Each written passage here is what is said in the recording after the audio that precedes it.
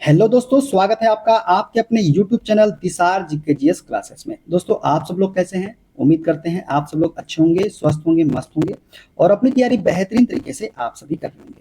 दोस्तों, हम आपको करवा रहे हैं आरआरबी एएलपी CBT2 एग्जाम के लिए प्रैक्टिस सेट का solution basic science and engineering rank के। जो ये बुक है दोस्तों, इनकाउंटर वाली, इसी का हम प्रैक्टिस सेट आपको करवा रहे हैं, जिसमें दोस्तों 35 सेट हमने आपको करवा दिया है। आज हम आपको करवाने वाले हैं प्रैक्टिस सेट नंबर 36 के सारे क्वेश्चन विद एक्स्ट्रा फैक्ट के साथ में। दोस्तों, वीडियो अच्छा लगे वीडियो को लाइक कर दीजिएगा, शेयर कर दीजिएगा, कमेंट कर दीजिएगा। चैनल पर नए चैनल को सब्सक्राइब करके बेल आइकन को प्रेस कर लीजिएगा और हमसे जुड़ने के लिए, क्लास की अपडेट के लिए आप हमारा टेलीग्राम चैनल ज्वाइन कर सकते हैं। टेलीग्राम चैनल का लिंक मैंने डिस्क्रिप्शन बॉक्स में आपको दे दिया है। तो चलिए दोस्तों, देर ना करते हुए स्टार्ट करते हैं आज का अपना सेशन और देखते हैं प्रैक्टिस सेट नंबर 36 के सारे क्वेश्चन विद एक्स्ट्रा फैक्ट के साथ में। पहला क्वेश्चन दोस्तों, चंदोली राष्ट्रीय उद्यान किस राज्य में स्थित है?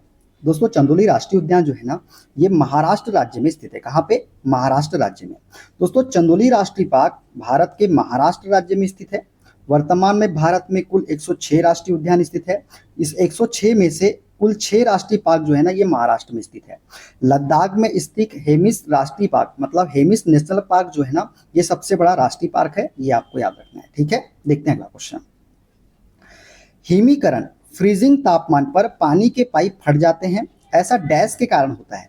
दोस्तों, हिमीकरण, फ्रीजिंग तापमान पर पानी के पाइप फट जाते हैं, ऐसा होता है किसके कारण? एक्सपेंशन के कारण। किसके कारण? एक्सपेंशन के कारण। दोस्तों, हिमीकरण की बात करें तो हिमीकरण तापमान पर जाड़ों की रातों में पानी के पाइप फट जाते हैं, क्योंकि पानी के जमने पर आयतन में प्रसार, मतलब एक्सपेंशन होने के कारण बर्फ का आयतन बढ़ जाता है और पाइप फट जाती है। दोस्तों, अधिकतर द्रवों को गर्म करने पर उनका आयतन बढ़ता है तथा घनत्व घटता है। दोस्तों, अधिकतर द्रव जो होते हैं ना, उनको गर्म करने पर क्या होता है? उनका आयतन बढ़ता है और घनत्व क्या होता है? घटता है।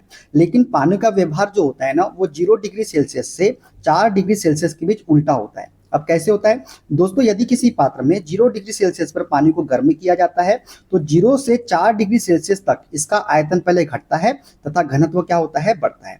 4 डिग्री सेल्सियस पर पानी का आयतन न्यूनतम होता है और घनत्व क्या होता है? अधिकतम होता है। और 4 डिग्री सेल्सियस के आगे गर्म करने पर इसका जो व्यवहार होता है वह सामान्य द्रवों की भांति होता है, ठीक है। तो पानी का उल्टा होता है दोस्तों। 0 डिग्री सेल्सियस पर पानी को गर्म किया जाता है तो 0 से 4 डिग्री सेल्सियस पर इसका आयतन पहले घटता है और घनत्व क्या होता है? बढ़ता है। 4 डिग्री सेल्सियस पर पानी का आयतन न्यूनतम होता है और घनत्व कैसा होता है? अधिकतम होता है। ये बातें भी आपको याद रखना है। और 4 डिग्री सेल्सियस के आगे गर्म करने पर इसका व्यवहार जो होता है ना, वो सामान्य द्रवों की भांति होता है। मतलब कैसे? पहले आयतन बढ़ेगा, फिर घनत्व घटेगा। क्लियर? चलिए आगे बढ़ते हैं।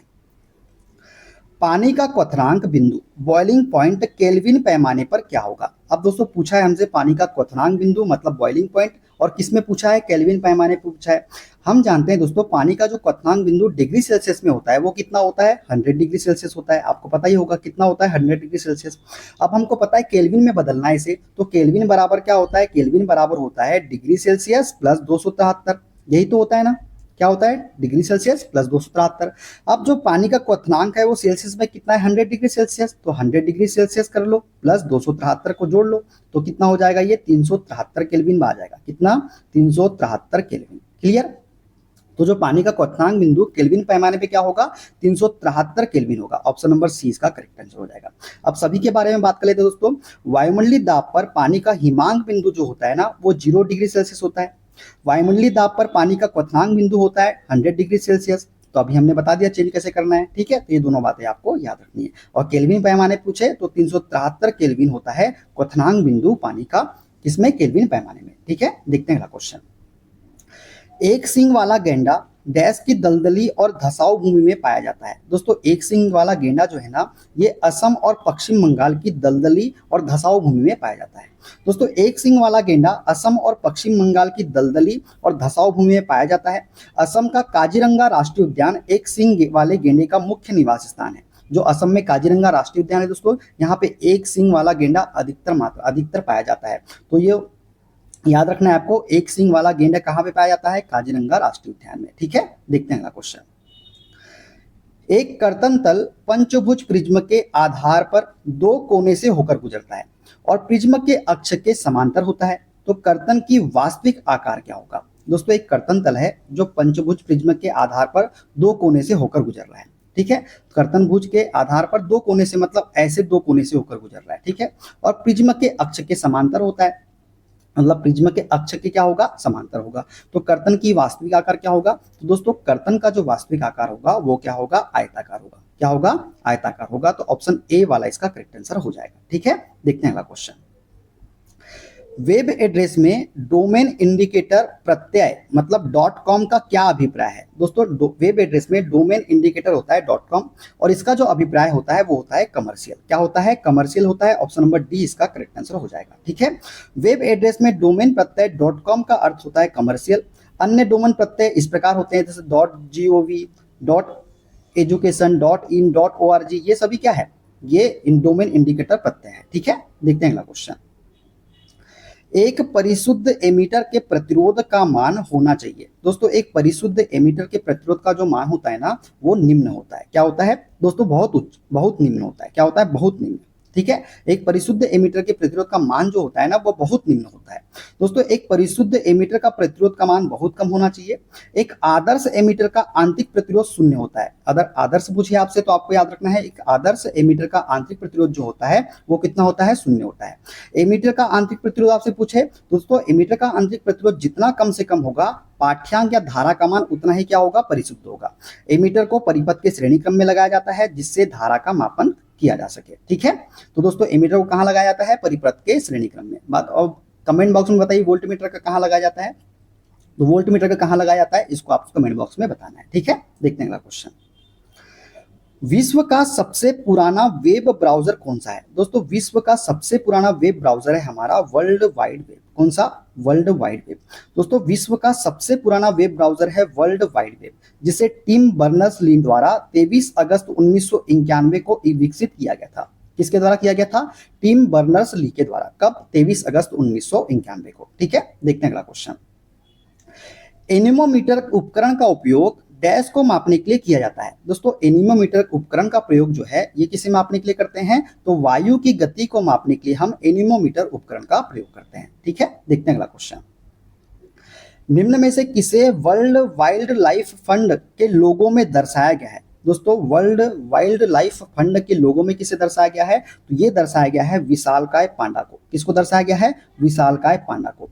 दोस्तों world wild life fund for nature, world wild life fund एक गैर सरकारी संगठन है जिसकी स्थापना अप्रैल 1961 में की गई थी। इसका मुख्यालय कहाँ पे, तो ग्लैंड स्विट्जरलैंड में है। यह संगठन पर्यावरण के संरक्षण, शोध और रखरखाव के लिए कार्य करता है। इसके लोगों में विशालकाय पांडा को दर्शाया गया है। किसको, विशालकाय पांडा को। ठीक है, देखते हैं अगला क्वेश्चन। यदि कोई बिंदु ऊर्ध्वाधर तल में स्थित है तो उसका अनुविक्षेप कहाँ बनेगा। अनुविक्षेप का मतलब है दोस्तों टॉप व्यू। ठीक है, जो फ्रंट व्यू को याद रखना है आपको, फ्रंट व्यू को बोलते हैं उत्सेद। ठीक है, फ्रंट व्यू को क्या बोलते हैं, उत्सेद बोलते हैं। और उसी प्रकार टॉप व्यू को बोलते हैं हम अनुविक्षेप भी बोलते हैं। क्या बोलते हैं, अनुविक्षेप। तो इससे आप कंफ्यूज मत होइएगा, हमने दोनों आपको बता दिया। अब पूछा क्या है, अनुविक्षेप मतलब टॉप व्यू के बारे में पूछा है। अब जो बिंदु है वो कहाँ स्थित है, ऊर्ध्वाधर तल में स्थित है। तो टॉप व्यू में उसका पीछे टॉप व्यू कहाँ बनेगा उसका, तो टॉप व्यू जो बनेगा वो बनेगा हमारा एक्स वाई रेखा पर। कहाँ पे बनेगा, एक्स वाई रेखा पर बनेगा। ऑप्शन नंबर डी इसका करेक्ट आंसर हो जाएगा। दोस्तों यदि कोई बिंदु ऊर्ध्वाधर तल में स्थित है तो उसका अनुविक्षेप जो है ये एक्स वाई रेखा पर प्राप्त होगा तथा इस बिंदु का सम्मुख दृश्य वर्टिकल प्लेन में एक्स वाई रेखा से कुछ दूरी पर प्राप्त होगा। जो फ्रंट व्यू होगा वो वर्टिकल प्लेन में कहाँ होगा, एक्स वाई रेखा से कुछ दूरी पर प्राप्त होगा। तो दोनों ही बातें आपको याद रखना है। ठीक है, देखते हैं अगला क्वेश्चन। विद्युत स्विचों को किसमें लगाया जाता है। दोस्तों विद्युत स्विच को किसमें लगाया जाता है, तो विद्युत स्विच को हमेशा लाइव तार में लगाया जाता है। किसमें, लाइव तार में। ठीक है दोस्तों, विद्युत स्विचों को लाइव तार में लगाया जाता है और फ्यूज को भी लाइव तार में ही लगाया जाता है। तो दोनों ही बातें आपको याद रखनी है। ठीक है, देखते हैं अगला क्वेश्चन। 180 डिग्री के कोण को क्या कहते हैं। दोस्तों 180 डिग्री कोण को हम क्या बोलते हैं, तो इसे हम बोलते हैं सरल कोण। क्या बोलते हैं, सरल कोण बोलते हैं। दोस्तों सरल कोण की बात करें तो 180 डिग्री के कोण को सरल कोण या फिर रिजु कोण कहते हैं। वृहत कोण की बात करें तो 180 डिग्री से अधिक परंतु 360 डिग्री से कम के कोण को वृहत कोण या परावर्ती कोण हम बोलते हैं।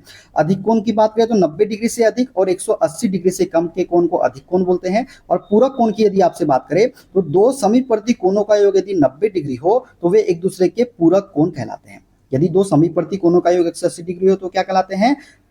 समपूरक कोण कहलाते हैं। और वही पूछ ले समपूरक कोण क्या होता है, तो दो समीपवर्ती कोणों का योग यदि 180 डिग्री होता है तो वो कहलाते हैं हमारे समपूरक कोण। ठीक है, देखते हैं अगला क्वेश्चन। निम्न में से किस राशि के लिए मात्रक नहीं है? तो दोस्तों घनत्व का तो मात्रक होता है, बल का भी मात्रक होता है, संवेग का भी मात्रक होता है, लेकिन आपेक्षिक घनत्व जो है ना, इसका कोई भी मात्रक नहीं होता। अच्छा बताइए, घनत्व का मात्रक क्या होता है? तो घनत्व का मात्रक होता है किलोग्राम प्रति मीटर क्यूब या फिर ग्राम प्रति सेंटीमीटर क्यूब। बल का मात्रक क्या होता है? तो बल का मात्रक न्यूटन होता है या फिर किलोग्राम मीटर प्रति सेकेंड स्क्वायर। संवेग की बात करें तो संवेग का मात्रक क्या होता है? तो संवेग का मात्रक होता है किलोग्राम मीटर प्रति सेकेंड। ठीक है, देखते हैं अगला क्वेश्चन।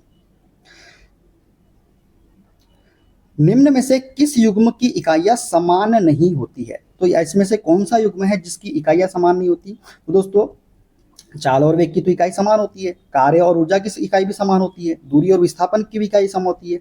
बल और दाब की इकाई जो होती है ना दोस्तों, ये इसकी इकाई जो होती है समान नहीं होती, क्योंकि बल का मात्रक क्या होता है? न्यूटन, और दाब का क्या होता है? पास्कल होता है।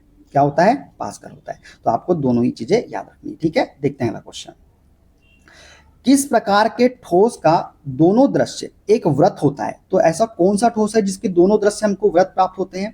तो वो है हमारा दोस्तों गोला। गोला का जो दोनों दृश्य होते हैं ना दोस्तों, गोला एक ठोस है और इसके दोनों दृश्य जो होते हैं वो हमें एक वृत्त के रूप में प्राप्त होते हैं। दोस्तों एक गोले का सभी दृश्य, चाहे वो शीर्ष दृश्य हो या फिर सम्मुख दृश्य हो या फिर पार्श्व दृश्य हो, एक वृत्त के रूप में हमको प्राप्त होता है। ठीक है, देखते हैं अगला क्वेश्चन। निम्न में से कौन सी झूठ का पता लगाने वाली मशीन है? लाई डिटेक्टर मशीन कौन सी है दोस्तों बताइए? तो लाई डिटेक्टर मशीन है दोस्तों हमारी पॉलीग्राफ। कौन सी? पॉलीग्राफ। दोस्तों पॉलीग्राफ मशीन का प्रयोग झूठ पकड़ने के लिए किया जाता है। इसे लाई डिटेक्टर के नाम से भी जानते हैं, अर्थात लाई डिटेक्टर उपकरण को पॉलीग्राफ के रूप में भी जाना जाता है। इसकी खोज जो है जॉन ऑगस्टस लार्सन ने 1921 के आसपास की थी। अपराध की जांच करने को नार्को टेस्ट के नाम से जाना जाता है। यदि अपराध की जांच करना है इस टेस्ट के द्वारा तो इसको हम बोलते हैं नार्को जांच, नार्को टेस्ट। ठीक है, देखते हैं अगला क्वेश्चन। किसी बिंदु का अनुविक्षेप, अनुविक्षेप मतलब टॉप व्यू, क्षैतिज तल में एक्स वाई रेखा से उतनी ही दूरी पर होगा जितनी की उस बिंदु की डैश से दूरी होगी। तो दोस्तों किसी बिंदु का अनुविक्षेप मतलब टॉप व्यू क्षैतिज तल में एक्स वाई रेखा से उतनी ही दूरी पर होगा जितनी की उस बिंदु की किससे दूरी होगी? उस बिंदु की वर्टिकल प्लेन से दूरी होगी। तो ऑप्शन नंबर ए वाला इसका करेक्ट आंसर हो जाएगा। दोस्तों कोई बिंदु ऊर्ध्वाधर तल से जितनी दूरी पर होगा उसका अनुविक्षेप एक्स वाई रेखा से उतनी ही दूरी पर प्राप्त होगा, तथा यह बिंदु क्षैतिज तल से जितनी दूरी पर स्थित होगा उसकी सम्मुख दृश्य वीपी में उतनी ही दूरी पर प्राप्त होगा। ठीक है, उसकी सम्मुख दृश्य में वर्टिकल प्लेन में उतनी ही दूरी पर यह प्राप्त होगा। ठीक है ना। HTTP में P किसके लिए प्रयुक्त हुआ है? दोस्तों HTTP में P जो होता है ना, इसका मतलब होता है प्रोटोकॉल। क्या होता है? Protocol, hyper text transfer protocol. तो P किसके लिए प्रयुक्त होता है? प्रोटोकॉल के लिए। दोस्तों HTTP का पूर्ण रूप हाइपर टेक्स्ट ट्रांसफर प्रोटोकॉल है, अतः HTTP में P प्रोटोकॉल के लिए प्रयुक्त हुआ है। यह एक ऐसी टेक्नोलॉजी है जिसका प्रयोग वेब सर्वर और वेब यूजर के बीच बेहतर कनेक्शन बनाने के लिए किया जाता है। यह प्रोटोकॉल बड़े मल्टी फंक्शन और मल्टी इनपुट का बेस भी होता है। इसकी वजह से कोई भी वेब बिना कम्युनिकेशन प्रोसेस के काम नहीं करता है। ठीक है, देखते हैं अगला क्वेश्चन। केंद्र रेखा किस तरह दर्शाई जाती है? दोस्तों केंद्र रेखा किस तरह दर्शाई जाती है? तो केंद्र रेखा जो है लंबे बिंदुदार सक्रिय रेखा के रूप में दर्शाई जाती है। तो ऑप्शन सी इसका करेक्ट आंसर हो जाएगा। दोस्तों केंद्र रेखा लंबे बिंदुदार सक्रिय रेखा के रूप में दर्शाई जाती है। इसके द्वारा सभी ठोसों की अक्ष तथा किसी भी बिंदु का पथ प्रदर्शित किया जाता है। किसके द्वारा? इस रेखा के द्वारा। ठीक है, देखते हैं अगला क्वेश्चन। मोहन का वजन 40 किलोग्राम है तथा वह 10 सेकंड में 50 सीढ़ियां चढ़ जाता है। यदि प्रत्येक सीढ़ी की ऊंचाई 15 सेंटीमीटर है तो मोहन की शक्ति क्या होगी? जी का मान हमको दिया गया है 10 मीटर प्रति सेकंड स्क्वायर। दोस्तों हम जानते हैं शक्ति P बराबर क्या होता है? शक्ति P बराबर होता है कार्य बट्टे समय के, या इसको मैं ऐसा भी तो लिख सकता हूँ mgh बट्टे T के। कोई दिक्कत, कोई समस्या तो नहीं है? तो ठीक है, मान रख लेते हैं। तो m का मान कितना है दोस्तों हमारे पास में? m का मान हमको दिया गया है 40 किलोग्राम। g का मान कितना है? 10 है। और ऊंचाई कितनी है? ऊंचाई हमको निकालना पड़ेगा। देखिए 50 सीढ़ियां है और प्रत्येक की ऊंचाई कितनी? 15 सेंटीमीटर। तो कुल ऊंचाई कितनी आ जाएगी? 15 × 50 कर देंगे तो 750 सेंटीमीटर। अब ये सेंटीमीटर में है तो इसको मीटर में चेंज करने के लिए क्या करेंगे, 100 से भाग दे देंगे,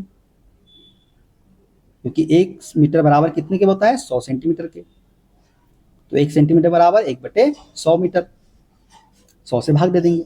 अब समय कितना है दोस्तों, समय हमको दिया गया है 10 सेकेंड। ठीक है, अब इसको सॉल्व कर लीजिए, 1 0 2 0 3 0, तो 1 0 2 0 3 0, 75 इंटू 4 करेंगे तो कितना आ जाएगा, 300 वाट जो है इसकी शक्ति निकल के आ जाएगी। ऑप्शन नंबर कौन सा सही हो जाएगा, ऑप्शन नंबर सी वाला करेक्ट आंसर हो जाएगा। क्लियर, आगे बढ़ते हैं।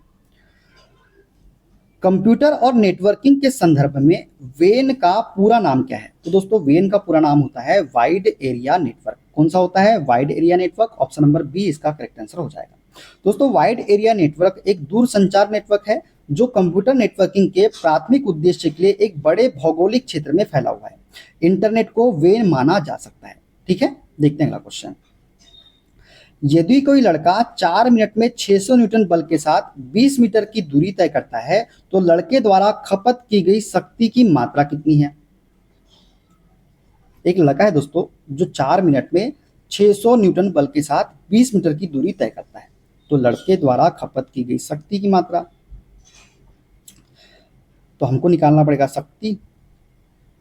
तो हम जानते हैं शक्ति P बराबर क्या होता है, शक्ति P बराबर होता है कार्य बटे समय के। ठीक है, और हम कार्य क्या होता है दोस्तों, कार्य जो होता है बल इंटू बल की दिशा में विस्थापन, मतलब इसको FD भी तो लिख सकता हूं मैं, F into D divided by T. बल कितना है दोस्तों, 600 न्यूटन का बल लग रहा है, विस्थापन कितना है दोस्तों 20 मीटर का है, और समय कितना लग रहा है 4 मिनट। 4 मिनट को सेकंड में चेंज करेंगे तो 60 से मल्टीप्लाई कर दीजिए, यहां से डायरेक्टली हमारा शक्ति का मान निकल जाएगा। तो देखिए 1 0 से 1 0 कट गया, 6 से ये 100 बार में कट गया, और 4 2 दूनी 4 काट देते हैं, 2 से काट देते हैं 100 को 50 बार में। तो जो हमारी शक्ति होगी वो कितनी होगी, 50 वाट होगी कि नहीं होगी। क्लियर, तो आगे बढ़ते हैं नेक्स्ट क्वेश्चन की ओर। BIS द्वारा निर्धारित पतली रेखा की A1/A0 पेपर के लिए क्या होगी। दोस्तों पतली रेखा की लंबाई पूछा है हमको, मोटाई पूछा है, किसके लिए, A1/A0 पेपर के लिए। तो ये होती है दोस्तों 0.25 mm। कितनी होती है, 0.25 mm होती है। ठीक है, देखते हैं अगला क्वेश्चन। किसी बंदूक से बुलेट दागे जाने पर बुलेट की गतिज ऊर्जा डैश होती है। दोस्तों किसी बंदूक से हमने बुलेट को दागा तो बुलेट की गतिज ऊर्जा क्या होगी, सिंपल सी बात है, बुलेट की गतिज ऊर्जा जो होगी ना वो बंदूक की तुलना में अधिक होगी। कितनी होगी, बंदूक की तुलना में अधिक होगी। तो ऑप्शन नंबर सी वाला इसका करेक्ट आंसर हो जाएगा। ठीक है, क्लियर, आगे बढ़ते हैं। बाइनरी नंबर 10010 की एक पूरक क्या होगा।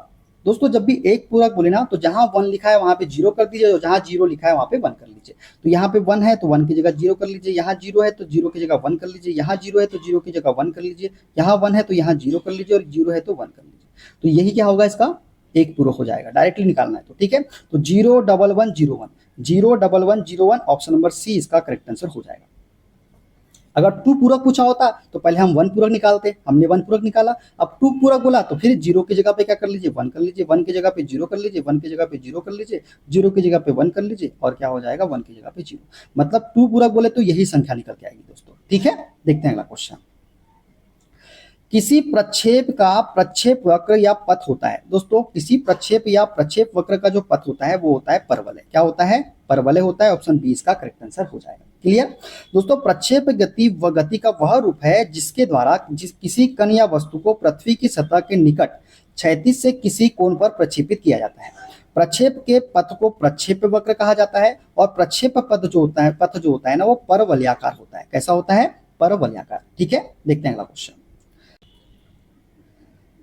11111 बाइनरी का मान क्या होगा। बाइनरी का मान हमको बताना है दोस्तों, तो कुछ नहीं करना है आपको। सबसे पहले पहला वाला 1 लीजिए, पहला वाला 1 लीजिए, और इसको किससे मल्टीप्लाई कीजिए, 2 की पावर 0 से, यहाँ लगाइए प्लस।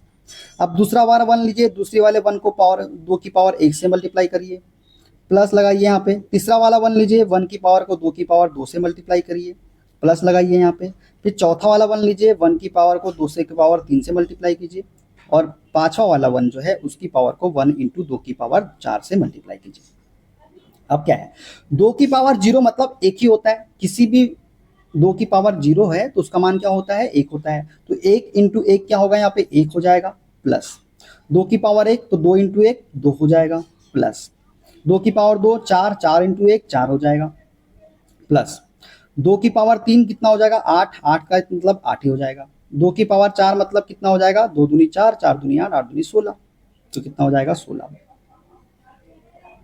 ठीक है, तो कितना हो जाएगा इसका, हम जब जोड़ेंगे तो 16 8 20, 16 8 24, 24 और 4 28, 28 2 30 और 1 31,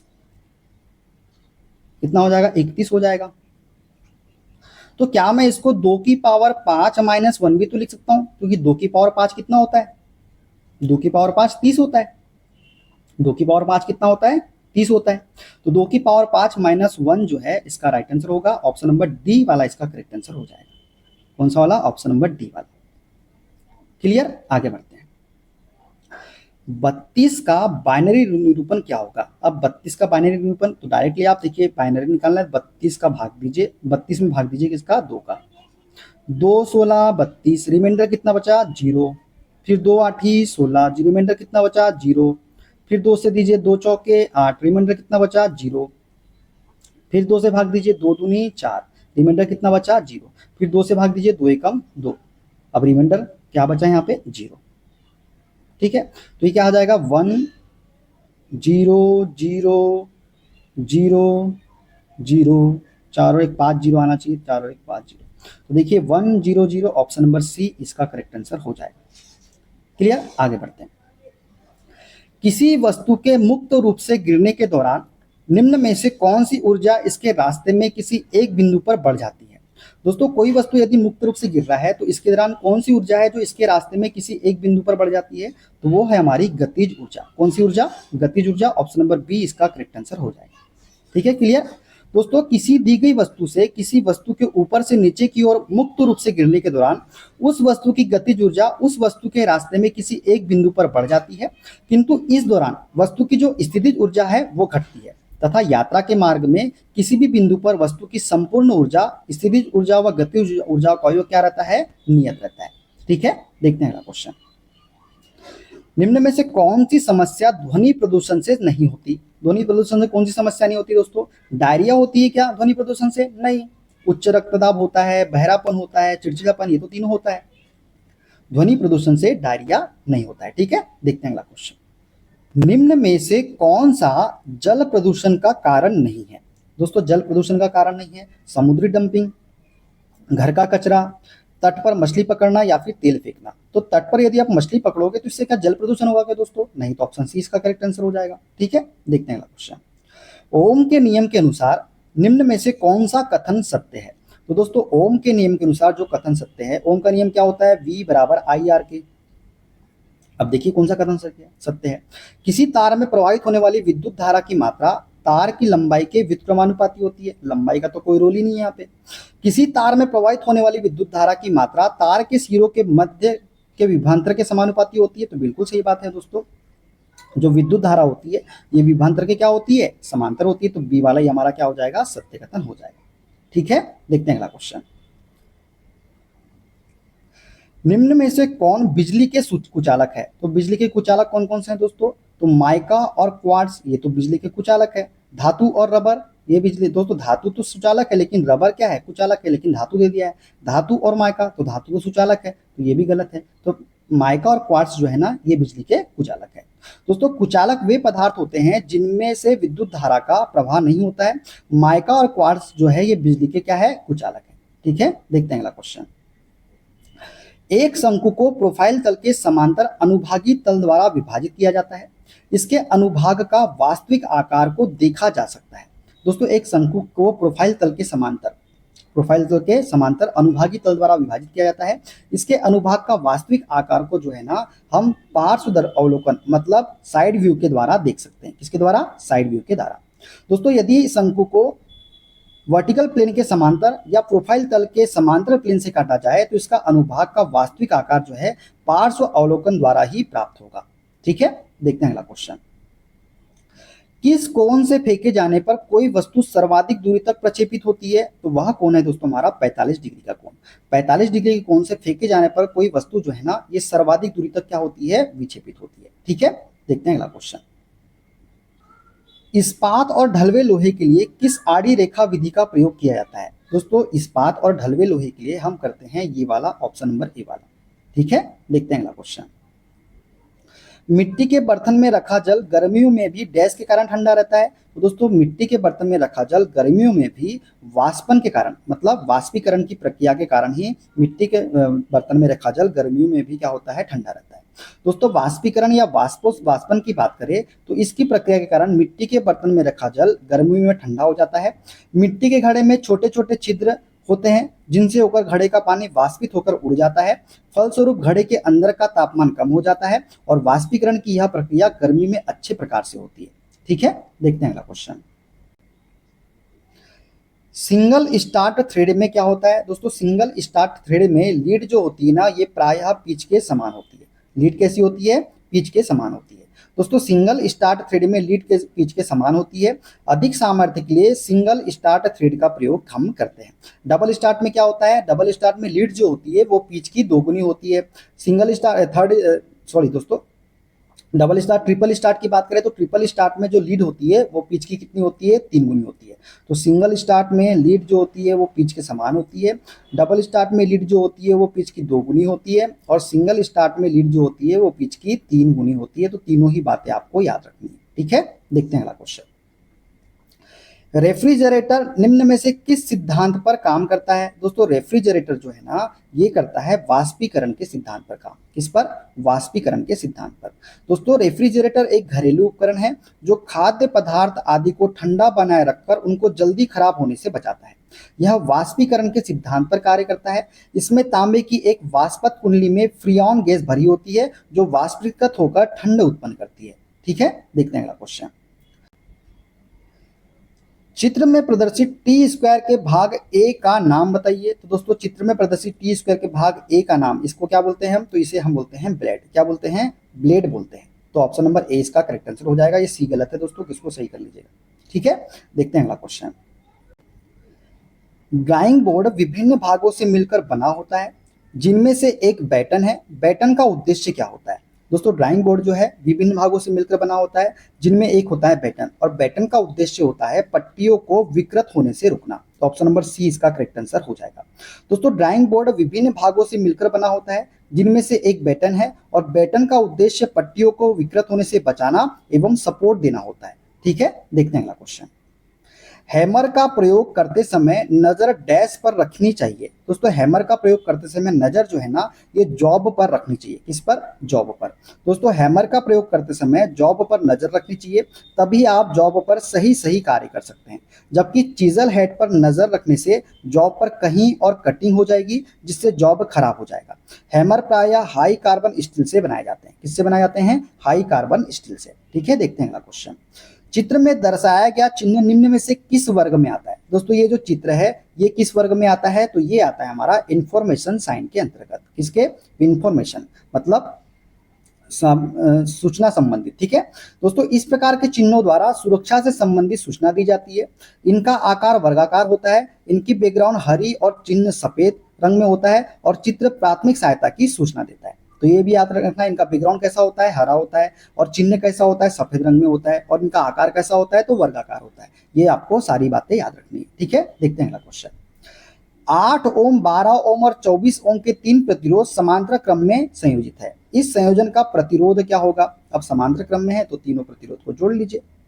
हम जानते हैं समांतर क्रम में 1/RT इज इक्वल टू, मतलब टोटल रेजिस्टेंस बराबर क्या होता है? 1/R1 plus 1/R2 plus 1/R3।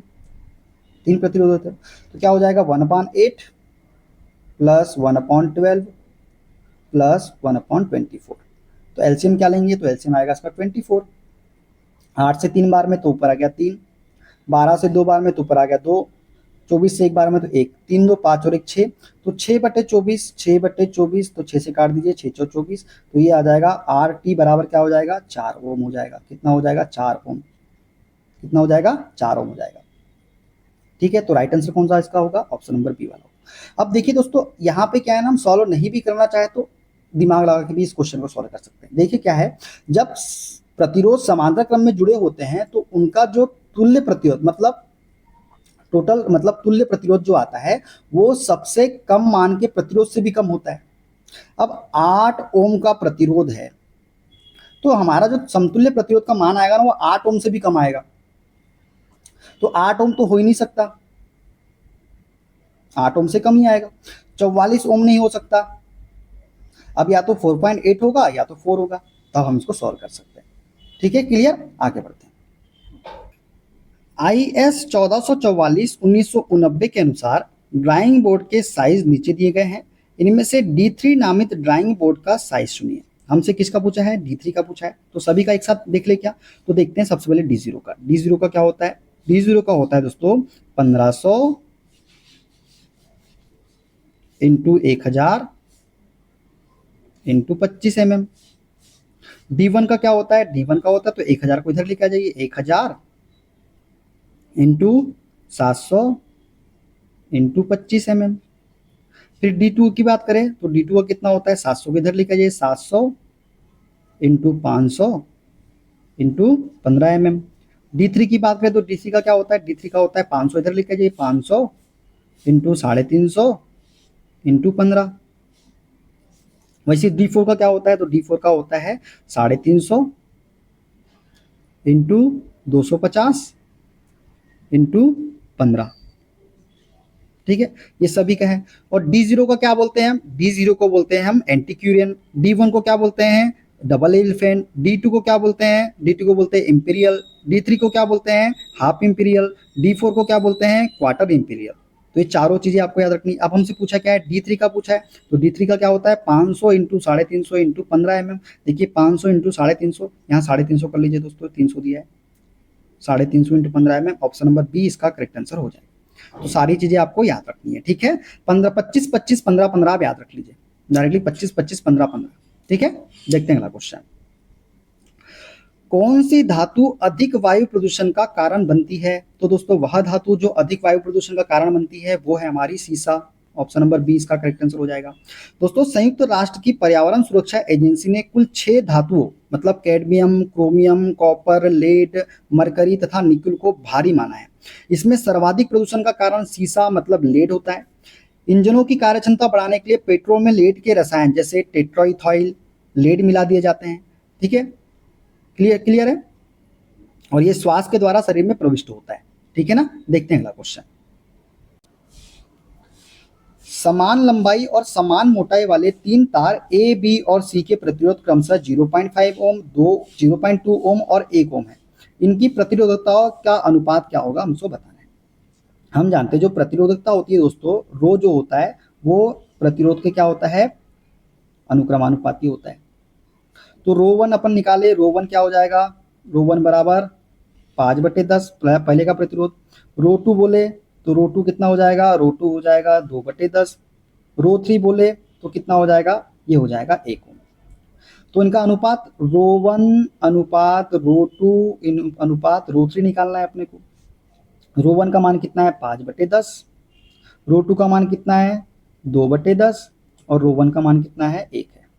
LCM लेंगे क्या आएगा इनका? 10 आएगा। तो 10 से यहाँ पे क्या करना पड़ेगा? हमको मल्टीप्लाई करना पड़ेगा। तो 10 से मल्टीप्लाई करेंगे तो ये 10 से ये ऊपर वाला 10 कट जाएगा, तो यहाँ ऊपर क्या बचेगा? 5 बचेगा अनुपात।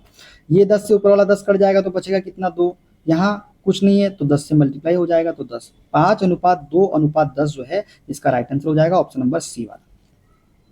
क्लियर? आगे बढ़ते हैं। चिमटी किस प्रकार के लीवर का उदाहरण है? दोस्तों चिमटा जो है ये होता है इस प्रकार से, चिमटा होता है, देखेंगे आपने इस प्रकार से चिमटा होता है, इस प्रकार से होता है ना चिमटा, ऐसी तो होता है चिमटा। यहाँ पे ये यहाँ पे इतना इतना ही रहता है, इतना। अब क्या बोला? चिमटा किस प्रकार के? चिमटा में हम यहाँ पे लगाते हैं, यहाँ पे बीच में हम लगाते हैं क्या? एफर्ट। बीच में हम क्या लगाते हैं? एफर्ट। लोड जो है यहाँ पे होता है, लोड हम यहाँ से उठाते हैं। और जो फलक्रम होता है वो कहाँ पे होता है? यहाँ पे होता है। फलक्रम कहाँ पे होता है? यहाँ पे होता है। तो एफर्ट बीच में आ रहा है तो FLE आपको याद रखना है। एफर्ट बीच में आता है तो तृतीय श्रेणी का उत्तोलक, तृतीय श्रेणी का उत्तोलक ऑप्शन नंबर सी इसका करेक्ट आंसर हो जाएगा। ठीक है, देखते हैं अगला क्वेश्चन। एक लीवर का यांत्रिक लाभ 3 है। यदि भार 150 न्यूटन है तो प्रयास ज्ञात कीजिए। हम जानते हैं मैकेनिकल एडवांटेज बराबर क्या होता है दोस्तों? लोड बटे एफर्ट के। क्या होता है, लोड बटे एफर्ट के। लोड कितना है दोस्तों, ये है 150, एफर्ट हमको निकालना है और यांत्रिक लाभ कितना है दोस्तों, ये है 3। तो 3 से कितनी बार में जाएगा, 3 5 15, 3 शून्य शून्य, तो एफर्ट हमारा कितना निकल के आएगा, 50 न्यूटन निकल के आएगा। कितना, 50 न्यूटन। तो ऑप्शन नंबर सी वाला इसका करेक्ट आंसर हो जाएगा। क्लियर। तो दोस्तों ये थे आज के सारे क्वेश्चन। वीडियो कैसा लगा कमेंट बॉक्स में जरूर बताइएगा। वीडियो अच्छा लगे वीडियो को लाइक कर दीजिएगा, शेयर कर दीजिएगा, कमेंट कर दीजिएगा और चैनल पर नए हैं चैनल को सब्सक्राइब करके बेल आइकन को प्रेस कर लीजिएगा। मिलते हैं अगले वीडियो में दोस्तों, अगले प्रैक्टिस सेट के साथ। अपना ख्याल रखिए। Okay, bye bye, take care.